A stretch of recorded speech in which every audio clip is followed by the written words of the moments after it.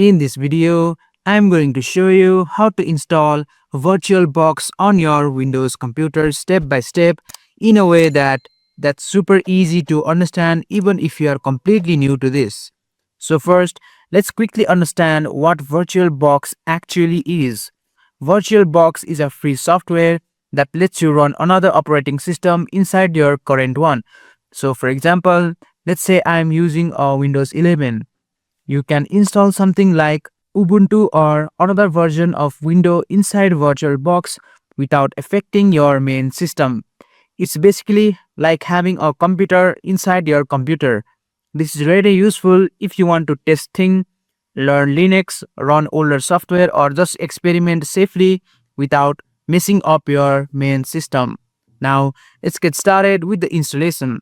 The first thing that you need to do is open any browser. That can be Chrome, Edge, any browser that you use. And in the search bar, just search for VirtualBox and hit enter. The first result should be the official website, which is virtualbox.org. Click on that and it will take you to the download page. Here you will see different versions depending on your operating system. Since we are installing it on Windows, look for Windows host. Just click on download and at the left hand side you will see VirtualBox platform packages. In my case, I'm downloading it for Windows, so I'll just click on Windows host. And once I have clicked on it, you will see our VirtualBox exe installer has been started to download. Depending on the internet speed, this might take a few seconds or a couple of minutes. Once the download is complete, you can just click on it to run the installer like so. And I'll just go ahead and minimize it. Now the VirtualBox setup window will open. Don't worry if it looks a bit technical, I will guide you through everything. Now just click on next. After that, you will see the license agreement. Just select I accept the terms of the license agreement like so and click on next. Now you will see custom setup screen. This shows where VirtualBox will be installed and which feature will be included. For beginners, it's best to leave everything as default. The default settings are already optimized, so you don't need to change anything here. Just click on next and you might see a warning that your internet connection will be temporarily reset during installation.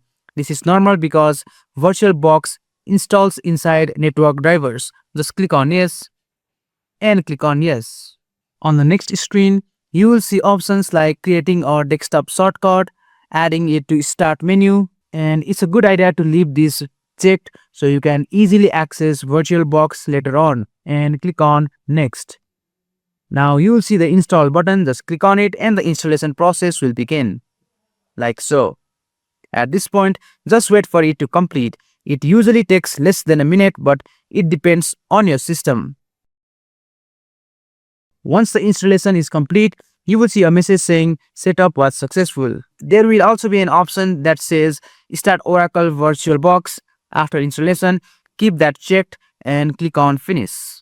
Now VirtualBox will open automatically. This is the main interface and this is where you will create and manage your virtual machines. At first, it might look a bit confusing, but don't worry, it's actually very simple once you understand the basics. Before you install another operating system, you need something called as an ISO file. Think of an ISO file as a digital version of an installation CD. For example, let's say if you want to install Ubuntu, you will need to go to the Ubuntu website and download the ISO file. And once you have the ISO file, come back to VirtualBox and click on New button. And this is where you create a new virtual machine. Give your virtual machine a name. For example, in the virtual machine name, you can name it as Ubuntu, like so. And virtual machine will automatically detect the type of operating system based on the name. But you can also select it manually if needed. Then click on next. And you will be asked to allocate memory, also known as RAM. This is how much your computer memory you want to give to the virtual machine. If you are not sure, just use the recommended value. But make sure you don't allocate too much or your main system might slow down. After that, you will create a virtual hard disk. This is basically storage for your virtual machine. Again, you can leave everything as default and click through options. And once your virtual machine is created, select it and click start. VirtualBox will then ask you to choose ISO file. Select the ISO file that you downloaded earlier and the installation process for that operating system will begin. From here, installing the operating system is just like installing it on your real computer. You can just follow the on-screen instruction and that's it. You have successfully installed VirtualBox and are ready to run different operating system on your Windows computer. Thanks for watching and I'll see you in the next one.